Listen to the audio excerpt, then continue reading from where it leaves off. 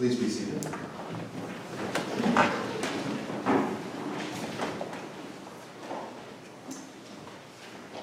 Yesterday, I had the privilege not only planting trees here in the garden and getting dirty, but also of playing Stump the Priest with junior high youth from around the diocese who are on retreat this weekend at St. Andrews.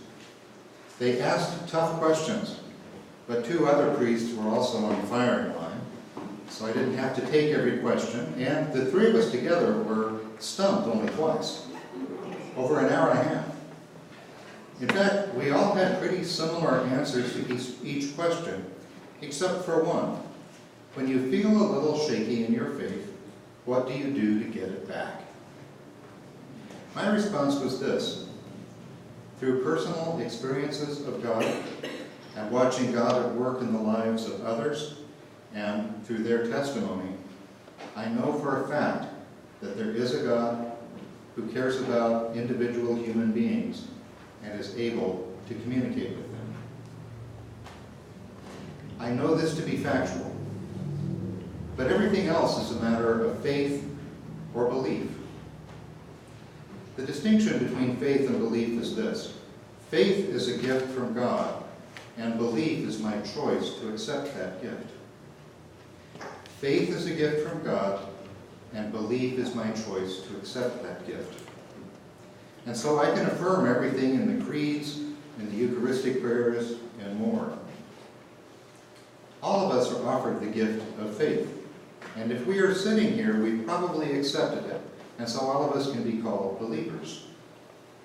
But the young person asked, when you feel a little shaky in your faith, and once in a while I do, what do you do to get it back? Well, I remember St. Paul. When you're reading St. Paul's letters or hearing them read aloud in church, do you find him to be, shall we say, enigmatic, or at least puzzling? Me too. At least until I understood what happened to him. What a surprising, terrifying, blinding, wonderful thing happened to him. Paul is a Jew. He had great Jewish credentials, saying that he was circumcised on the 8th day, of the people Israel, of the tribe of Benjamin, a Hebrew born of Hebrews, as to the law, a Pharisee.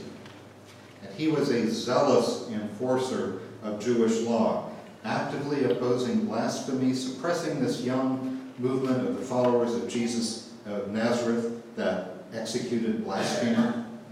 He was even present at the stoning of Stephen, the church's first deacon and martyr. He himself said that he not only locked up many of the saints in prison, but I also cast my vote against them when they were being condemned to death. Saul, as he was called then, knew for a fact that Jesus was in no way divine. He was not a Messiah or a Son of God, because he was executed and hung on a wooden cross, which according to Leviticus meant that Jesus had God's curse. Therefore, whatever people said about Jesus being resurrected from the dead must have been lies. He said this about blasphemers: since I was so furiously enraged at them, I pursued them even to foreign cities. With this in mind, I was traveling to Damascus with the authority and commission of the chief priests. And then something happened.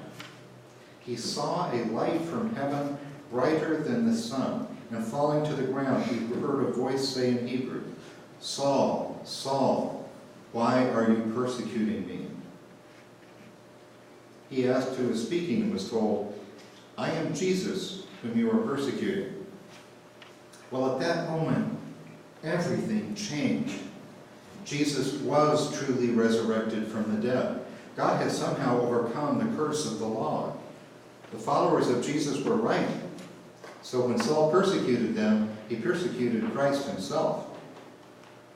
And Jesus gave him a mission: to testify to this appearance and to open the eyes of the Gentiles, the non-Jews, like us, so that they too could be sanctified by faith. Saul was so Jewish that it would have been unthinkable for him to minister to Gentiles.